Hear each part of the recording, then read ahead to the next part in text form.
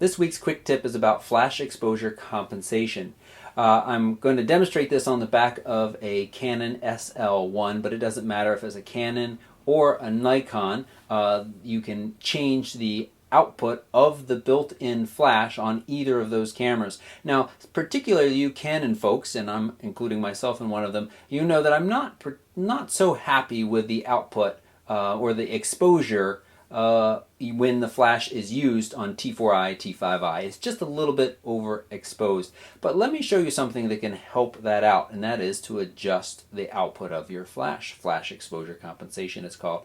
So here we are. As I said, we're looking at the back of a Canon SL1, but it really doesn't matter. The steps are going to be identical for the T4i or T5i, and they're going to be very similar on the Nikon side as well. I have live view on right now, and you can see this. It's a slightly underexposed, or maybe, yeah, it's just a third of a stop underexposed. You can see that because the little meter is showing there just to the left of center.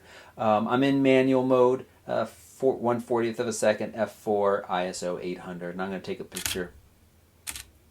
And you can see the result there. It looks decent, but let's say that I wanted to fill in. You can see, if I press play, that there are some shadows there. And I want to fill those in. So I'm going to pop up the flash by pressing the little button on the side of the camera. Flash pops up. And now I'm going to take a picture. The flash is going to fire. And you can see that this is a good bit brighter, and those shadows are much less noticeable than they were in the non-flash version. But let's say that I don't quite care for that amount of flash. Maybe I want more, maybe I want less. It's very easy.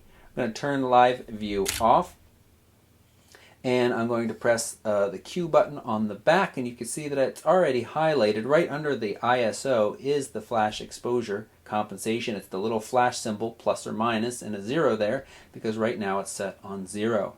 You can go left or right, and this again is varying the output of the flash. It is not changing your shutter speed, your aperture, or your ISO. It is simply powering the flash down or powering it up. And it's now at -2, the lowest I can go, and I'm just going to take another picture.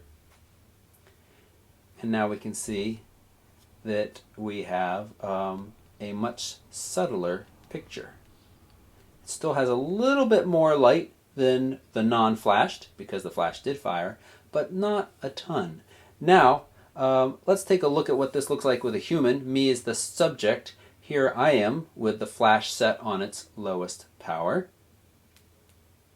And now let's adjust this. So I'm going to press my Q, press here, and now let's go way up and +2 and take a photo.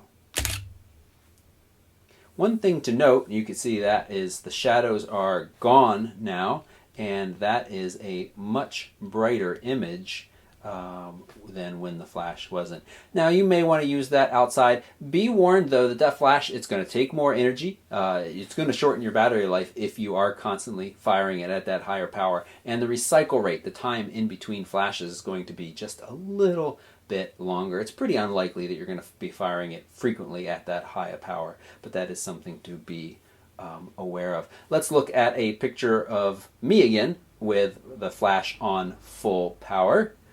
Not the best look for sure.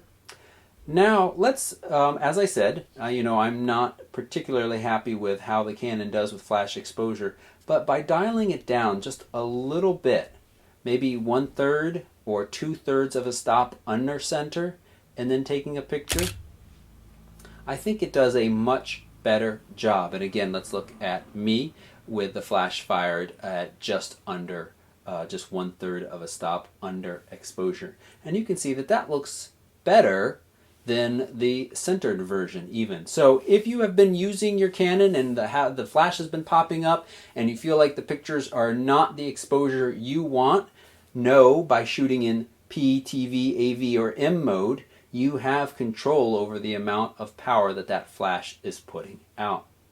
So that is flash exposure compensation, and that was this week's quick tip. If you have any questions about that, just leave a comment down below. If you have suggestions for future videos you would like to see covered in a quick tip, leave those down below, or come over and join us on Facebook as well. Thanks so much for watching, and please subscribe.